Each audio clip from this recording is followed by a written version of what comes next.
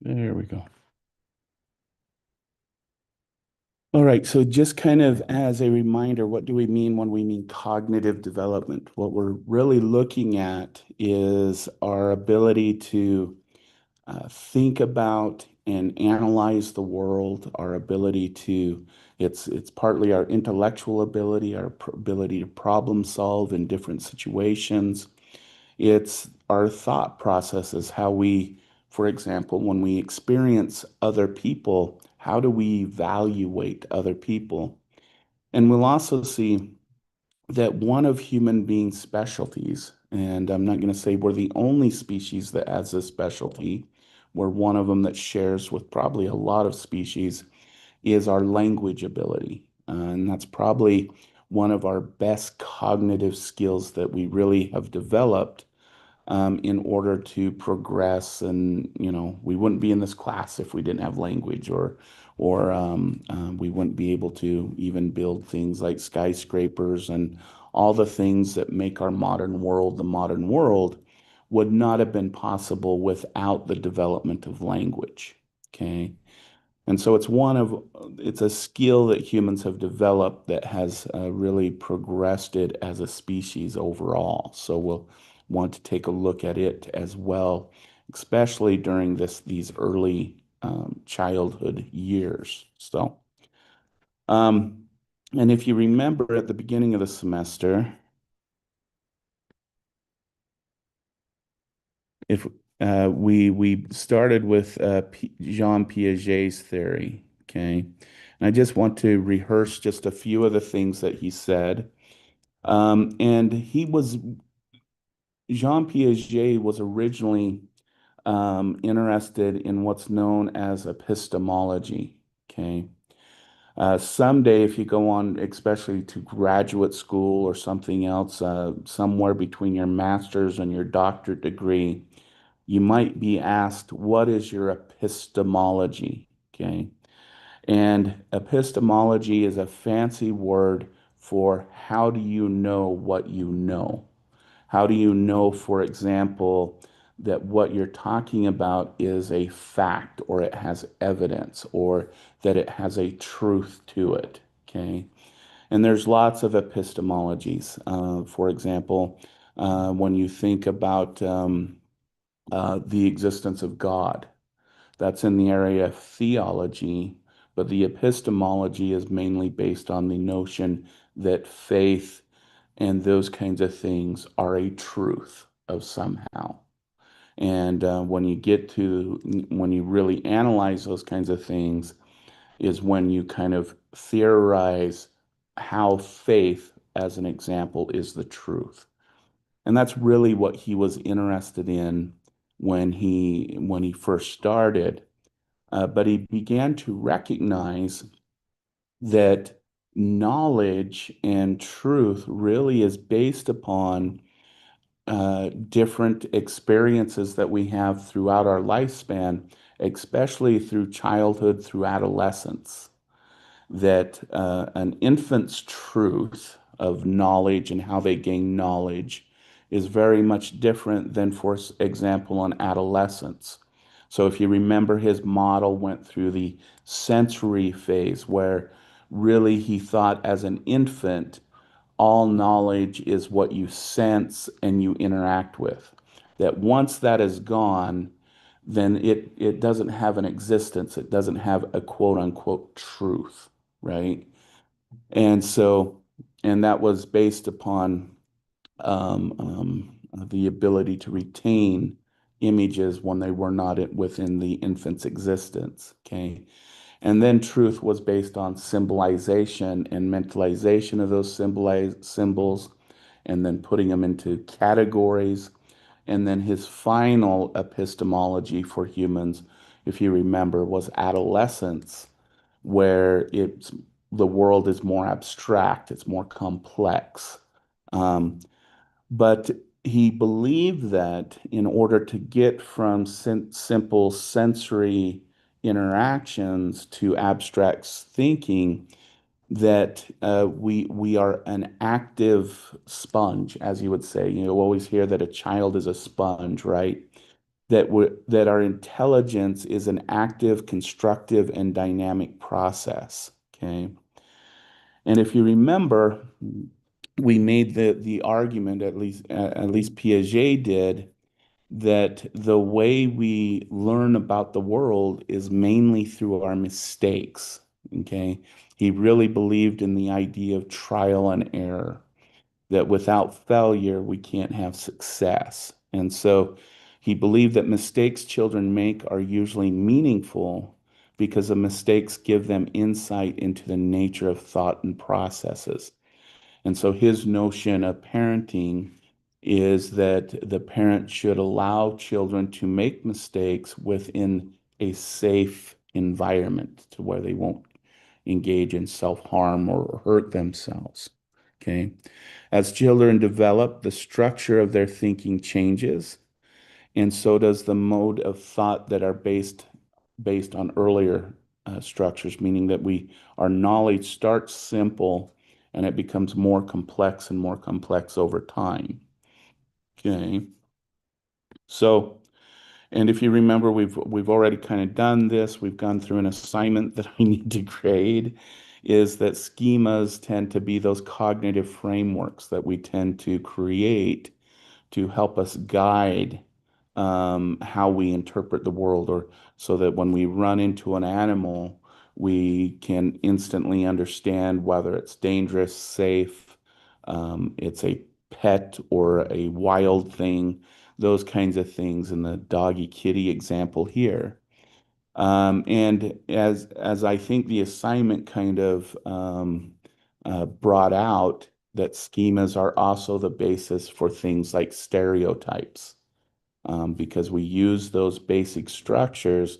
And if we don't have an intimate knowledge about people who are not like us, we use the most basic information that we can to construct whether they're safe or unsafe for us, and whether a threat or a non-threat. Okay. And then, as we'll, within social cognition, that's when we start doing social comparison, all of those things, and want our group to be better than ours, and kind of like what the assignment kind of brought us through. Okay. Um, and we've already kind of looked at the things about accommodation and assimilation. And we know that we accommodate when we experience a disequilibrium, when we're faced with two objects that look similar, but they function differently. And the example here is the difference between a kitty and a dog, right? They both have the ears on the top of the head, the four legs, but they behave and look different in many ways. So that creates a uneasiness among us, and we try to then differentiate the two. This always reminds me, and I think I might have said this in the class. My grandson was at a outing with, I think, the Head Starts or whatnot, and they were at the Field Museum or something like that. And the teacher who was there, or the person that was there, was talking about bobcats, and explained what a bobcat is and stuff like that. And apparently my grandson raised his hand and said, "Well, can we see a bob dog?" Of course, there's no such thing, but he was experiences the idea that we have cats, four legs, ears, wild, and we have dogs, four legs, all those kinds of things. So if there's a bob cat, there must be a bob dog, right? So that's how we construct our world, thinking of similarities and differences in the two. Um, so, uh, so that's the schemas, and we've talked about this. And so let's kind of go through with the infant stage. How do they start to develop their schemas? And again, if we go with Piaget's line of thinking, it's through that sensory motor interaction we have with our world. And so he uh, he proposed that there's four stages, right? And the first stage in developing our understanding of our world is from reflexes to goal-directed activities. And we talked about this in physical development, right? Where the suckling reflex then becomes the sucking reflex with a straw or a cup of water to the chewing, the ability to chew, those purposeful behaviors that we develop, the startle reflex. All of those start as basic reflexes. And then we kind of, if you want to think about this, take them over to achieve some type of goal. One might be eating, one might be displaying the fear, those kinds of things. And then we go from what we're experiencing in our body to the outside world. Okay. This is where we start interacting with objects and try to determine if those objects kind of fit our sensory experience. So, a lot of infants and young children love to put things in their mouth. Well, what are they doing? They're trying to figure out if that object meets certain sensory experiences. So they want to taste it, they want to see it, they want to smell it, so that they can understand, is this a food or not? Is this a living thing or not? Is this something that is safe to interact with or not? And they do that by experiencing it with all of their five senses. Okay. And then after enough interaction with it, and what we think will happen is that then they develop a schema for it, which becomes that object permanence. Once they can represent something mentally in their mind via schema through a simulation and accommodation, they then develop this thing we call object permanence. So it goes from a motor action, from interacting with the object with all five of their senses, to that now a mental representation of what that thing is. Okay. So they know it exists, even though it might not be within their sensory or motor experience. Okay. Now, again, if we go back to Piaget's theory, he said that this develops around the age of 2. But more modern research has shown that children start to develop things like object permanence and mental representation as early as 6 weeks of development. So we know that, the infants for the first 2 years are not these empty vessels that are learning motor sensory interaction, but they're actively constructing their world. The thing that is missing at 6 weeks of an age is, other than emotions, they haven't developed the ability to communicate that they're actively constructing their world and understanding what they're experiencing because they haven't developed language. Okay. So, yeah, I will say the research gets a little bit complex on this, but we use a different variety of mental tasks that can be attributed to mental or physical tasks. Many of the tasks that we use on infants are often used for people who are older that are hearing impaired or can't vocalize, but they're tests that show that they understand something, they understand what's going on and whatnot, and can produce that. So that's kind of the research that shows that these little guys are really actively developing their world. Okay. Um, so here is just kind of, again, more on a gross level. If you remember going back to the physical development, these are the kind of the basic processes that we went through, right? So in the beginning, 0 to 1 month, we often use reflexes. These are automatic. So the example is sucking or the stroking of the cheek, those kinds of things. And then between 1 to 4 months, we adapt the reflexes to the environment or to the situation. So the infant adjusts sucking to accommodate, for example, a new pacifier, a new object. And then about 4 to 8 months repetition of action that makes interest events last. So infants swing arms and happens to hit a bell and repeats the action many times to reproduce that thing.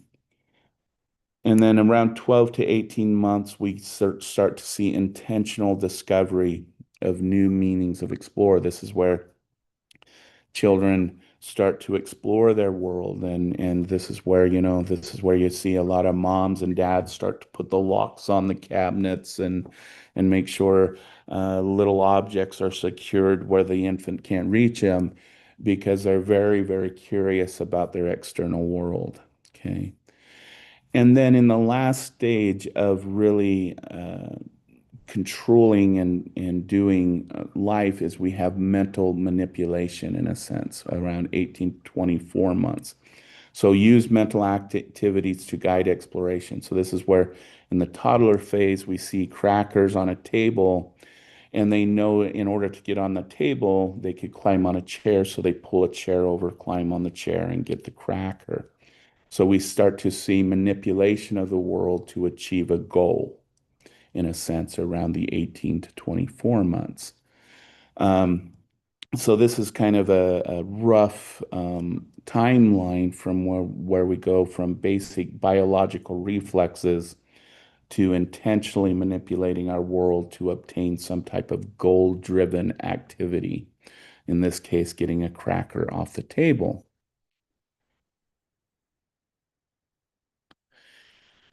During infancy is also where we see that we are born with what are called theories of core knowledge. Okay.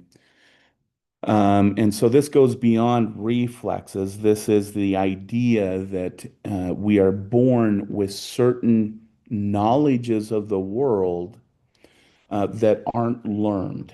Okay. And so um, um, um, the most well-researched is infants look longer at events that are a violation of expectations. And what I mean by that is even if the infant hasn't experienced something, they will pay attention to something longer that's not expected. So, for example, you remember the cliff experiment, okay? Let's say we place a little infant at the bottom of that table, and we have another child or infant walk across that table, so it looks like that other infant or child is suspended in the air, okay? That's a violation of expectations. People don't fly, right? And so, what do we find? The infant will look longer at that object than they will, say, a child just crawling on a top of a table or a secure base. Okay, and that's an example. I think there's some examples. So, for example, infants will look at possible events, and so you can push this over to here, but they will be surprised and look kind of, if you want to use the word dumbfounded or pay attention to impossible events. So pushing it from here to here would make that remain suspended. Okay.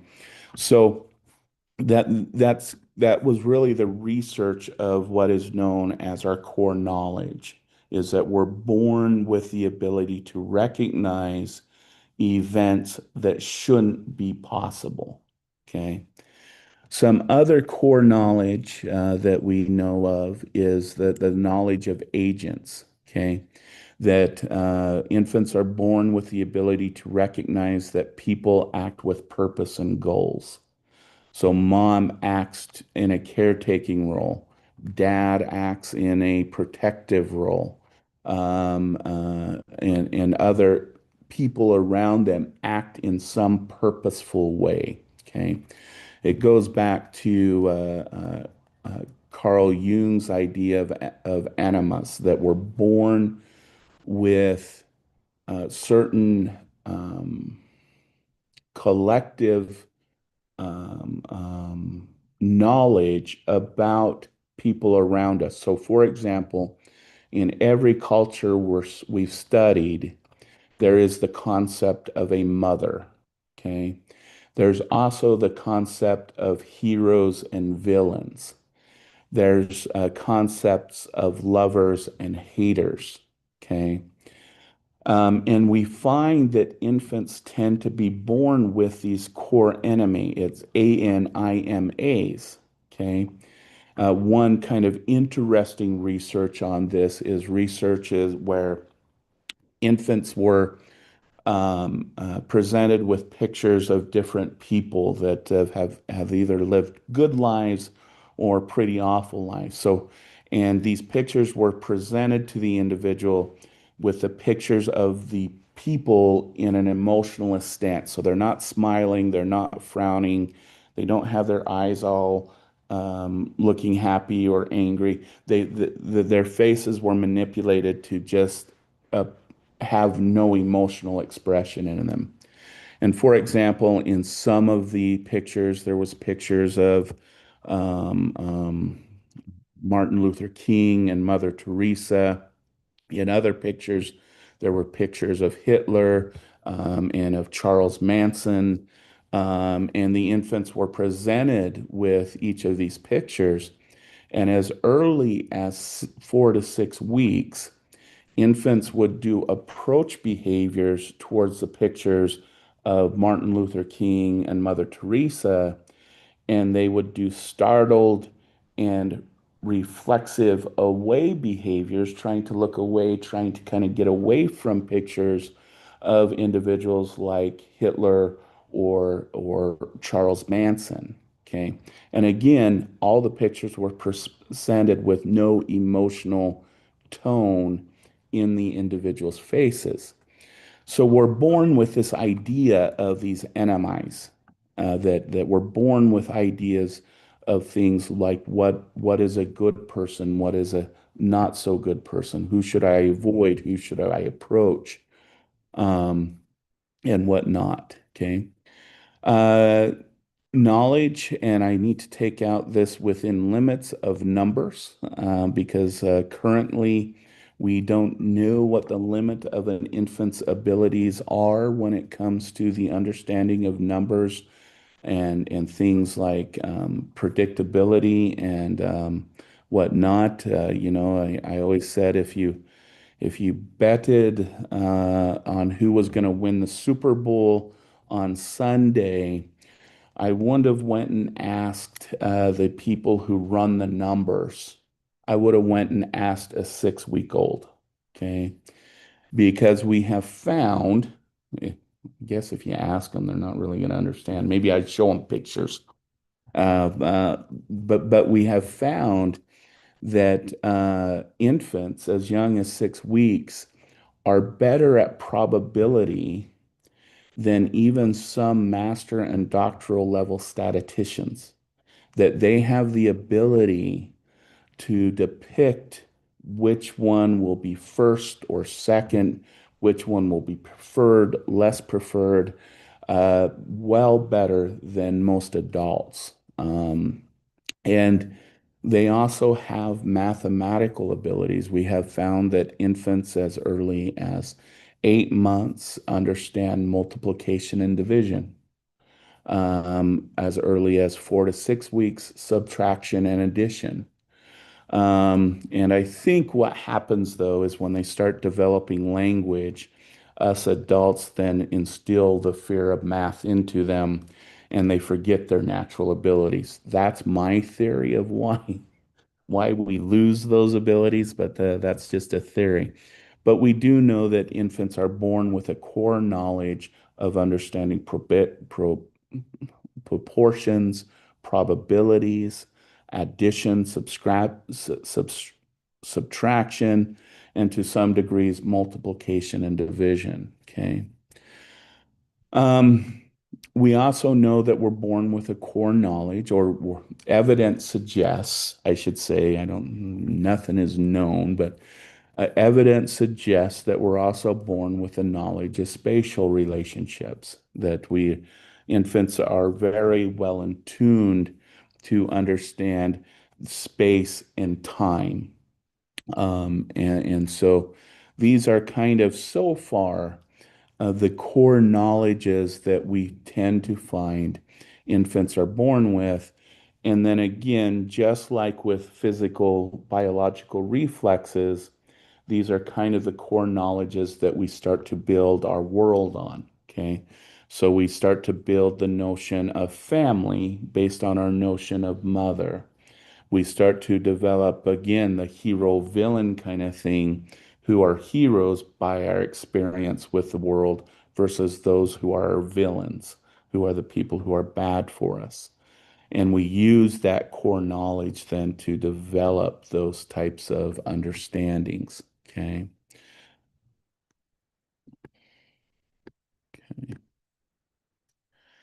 So that's knowledge. That's how we develop knowledge. What about learning? So if you remember, if you've taken Psych 101, in Psych 101, we differentiate between knowledge and learning. Knowledge is the acquisition of information. Okay. It is memory. It is being able to manipulate that information for some reason. Behavior is how we behave, whether or not a situation reduces our behavior or increases our behavior. And so, learning in the context of psychology is behavior change. Okay. And the reason why we differentiate between learning and knowledge is that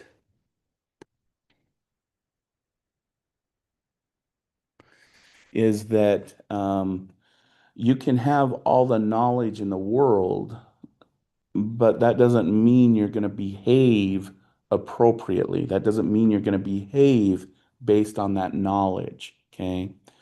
A good example is college. Okay. You're here, you're learning all of these things. You're and you hope that quote unquote you'll be maybe a better person, you'll be able to do things differently.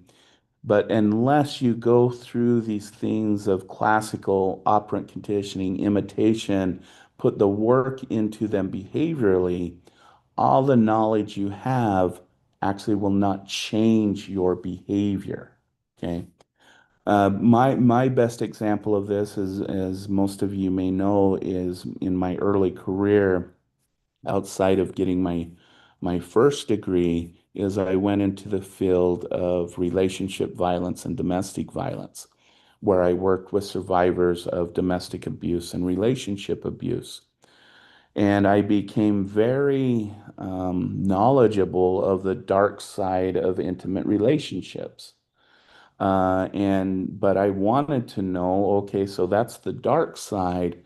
I wanted to know what makes relationships right, what creates long-term relationship satisfaction, what makes it that some people are completely and totally in love after 50 years versus others who are together and they just make good roommates, or others who end up in divorce. And I wanted to know what makes those individuals that. So I spent about 20 years really looking into relationships, what's a healthy relationship, what are good and what is the research on it. Huge amount of knowledge, but just like everybody else, I make the same mistakes in relationships. I once in a while say stupid things. I once in a while do stupid stuff. I not always the best at reading and doing what. So despite the knowledge, the behavior is still there. Okay. And that's just kind of the point I want to make and why we need to differentiate between the two.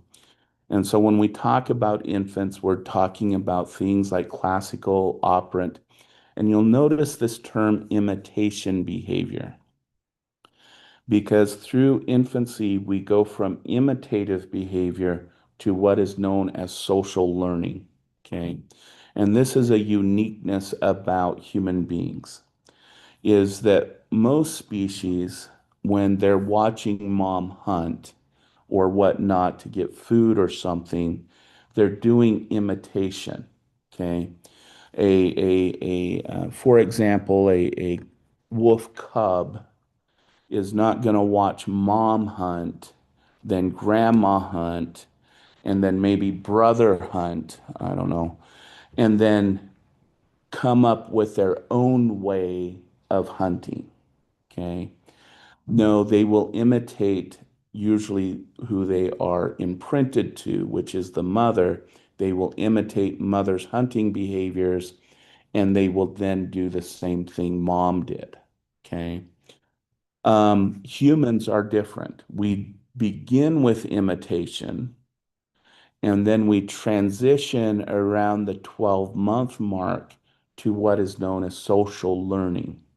And that's the ability to, I don't know why I always use spaghetti as an example, but that's where you watch mom make spaghetti, grandma make spaghetti, the uncle make spaghetti, maybe your I don't know, your partner makes spaghetti, and you look at all of these and you kind of go, you know what?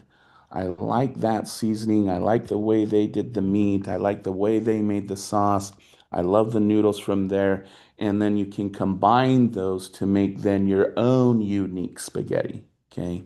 Human beings, to some extent, primates, a little bit of elephants, but they really do more imitation. Dolphins have this ability to use social learning and take behaviors of everyone in the group and develop the unique behavior of the individual. Okay. And so when you look at this term imitation, know that this is usually the first 0 to 12 months, usually 6 to 12 months is when we transition from imitation to social learning. Okay. When we talk about operant conditioning, this is where we're learning that giving positive things to individuals creates positive behaviors. And so when we get to social emotional learning, we'll talk about, for example, dealing with infancy, what's known as a mother-infant dance. Today, more clearly, it's the caregiver-infant dance, where an infant has a need, right? And they're crying, crying. And so the caregiver goes and feeds the infant, which stops the crying, which is rewarding to the caregiver. So they've been rewarded for it. Okay. But what's unique is usually, and if you've ever really spent a lot of time with an infant, you'll notice this, that usually when you stop feeding an infant, as an example, they look at you. Okay. What are they looking at? They're looking at your face. And what do they usually do? They do that little grin they do, where they're looking for this reciprocal moment. They're rewarding you for what you did for them by looking and smiling and providing you attention. And in return, in a healthy relationship, that's when you get kind of giddy and you give them a smile back and you pet them and you hug them and you love them. Okay. And that is kind of this how infants learn how to interact with other people. Okay. And indeed, infants that are physically and emotionally neglected tend to have difficult time understanding the needs of others and how to get what they need out of others. So they may either do it passively through things like stealing or aggressively by aggressing towards another person to get what they need. And that's what we often see in neglected infants, as we'll see on Thursday. So this is all kind of an operant conditioning type of situation. Okay. And so those are some things to kind of keep in mind when we're working with children is yes, we want to mentally construct their world with knowledge, but we want that knowledge to be consistent with their behaviors, and both take different techniques. Okay.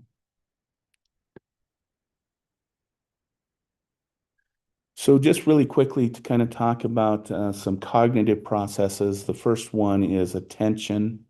And so we often talk about things like selective attention and sustained attention. And selective attention is when we're attending to something specific in our environment. Okay. If the best example of the selective attention is the what's known as the cocktail um, scenario, where you walk into a very loud room, but once you find that person you want to communicate with, you go up to them, you start communicating, and it's like the loudness and all the other people go to the background, and you're selectively attending to that specific conversation and kind of weeding out all of the other noise. That's kind of an example of selective attention. Sustained attention is what we hope we have when we go to a class. Okay, it is when we're wanting to pay attention, hopefully, to a lecture or a song or something like that, and we want to sustain that type of attention. Okay. As far as infants go, we find that they do lack the capacity for what's known as controlled attention. So when they want to selectively attend to something, they can't necessarily sustain that attention or control that attention if something new comes into the environment. So again, like the cocktail example, as adults, we can sustain attention to the person that we're talking to. And if a new person comes in and walks by, we don't necessarily go, oh, I wonder who that is, if we're trying to control our attention to the person we're talking to. For infants, we find we get their attention, but the moment a new stimuli comes into the room, their attention tends to break. Okay. And we do also know, though, that infants do become attracted to things that are not novel, that are novel, and respond less to those things that they become habituated to, meaning they've been exposed to over and over and over. And again, this probably has to do one with a survival technique, right? It's important to recognize something new in your environment to just try and determine if it's safe or not, but also we're actively constructing our world. So we're trying to figure out what a new novel object that enters our space, what meaning it provides to that space. So we'll provide it with more attention than what we've already been attending to. Okay. What about memory? Okay, is that while we find that a 3-month-old remembers stimuluses for about 1 week, okay, but we find by about 18 months that an infant can remember up to 13 weeks. So we find that um, again, as we age, we tend to have more and more memory for longer periods of time. Okay. I mentioned this before because one of the current theories of what is known as infantile amnesia is that the trauma that the infant goes through probably is one of the reasons for us not remember being born, okay? Because we're experiencing that pain, and that's a current line of research, okay? Um, Other areas of research also recognize that the hippocampus in the brain, the main storage area of the brain, isn't fully developed when we're born. So maybe it's a brain process that hasn't fully developed in time when we're born. And I will say, most studies, most research studies on people who claim they do remember being born and all of those things, we find out that it's because they've been retold the story of their birth over and over and over that they've come to believe that they experienced their birth. Okay, we haven't found someone, for example, an infant that was adopted immediately after being born. Okay. We find no evidence because they had been told no story of their birth, and we haven't found an infant that was adopted right after birth that has memory of their birth. As an example, most of the individuals who have memories of being born were told by their family over and over and over the story of their birth. So that's current research. Maybe things will change, but that's what current research has kind of found. Okay.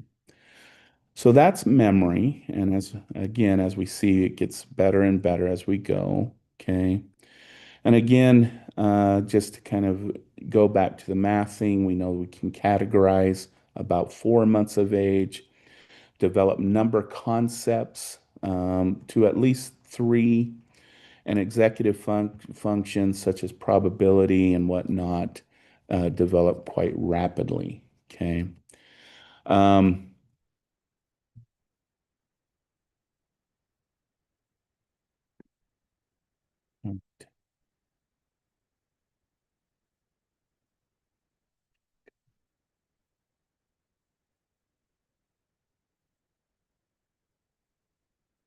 so the area of language that I kind of want to get through today is more dealing with just some terminology. Okay. Because when we get to two, which is where we start with early childhood, is where we start to develop words and sentences and the complexity of language. So I just, for infancy, we need to understand that what they're structuring in order to prepare themselves to develop language. So what are some of the aspects of language?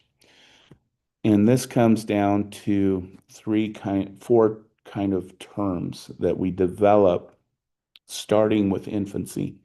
The first one is phonology. Okay, phonology is the study of sounds. Okay, and if you think about infants, they start with cooing and even some crying behaviors, and that cooing then develops into more and more complex sounds as the vocal cords of the infant develops. Okay. And as I mentioned, it's important that infants are exposed to many sounds during infancy. And I know I've expressed this several times in this class because about by the age of 24 months, if infants aren't exposed to certain sounds, they will lose the ability to hear those sounds through their lifespan.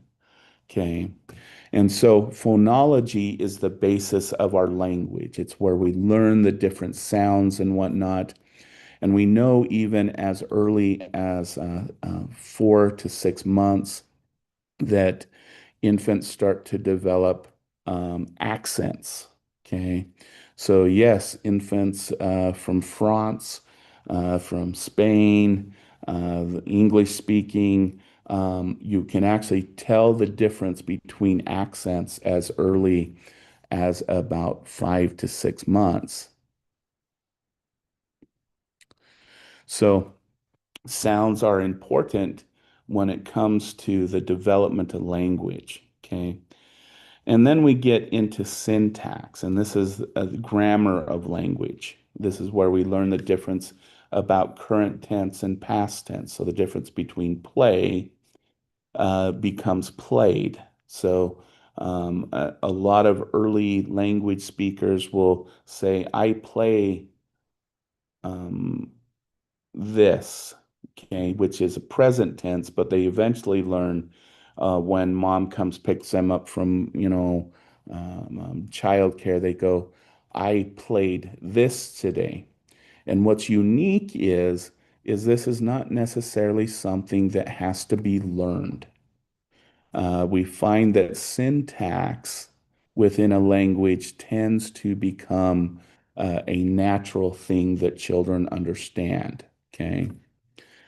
And then semantic is the meaning of words. So even though words um, can have the same sound, they can mean something different. So, For example, when we point at someone's pants and go, "You have nice jeans," we're not necessarily saying that they have nice genetics or nice genes. Okay. Um, and so knowing the difference based upon the context that we're in then also is important. And then the pragmatics of language is the way we use language within a social context. So the difference between saying, "Hey, buddy," versus "good morning" to a professor. Okay. We use different greetings based upon the people that are there. And again, these are things that seem to develop naturally through infancy into early childhood. A child um, isn't necessarily told, for example, when they go to preschool or childcare, to not say, "Hey, buddy," to the teacher. Okay. They learn through social convention that they need to address the teacher different than their friend. Okay. And it's more of a natural thing than something that is forced.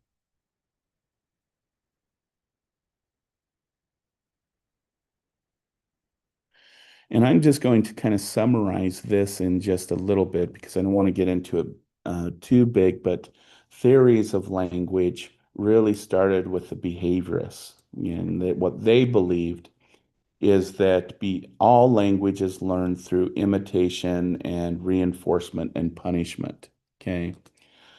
The problem with that is that means that we that every sentence, every word that we um, um, have heard, we either had to hear it and imitate it, according to Bandura, or it was reinforced. So we were given a reward for saying a sentence correctly.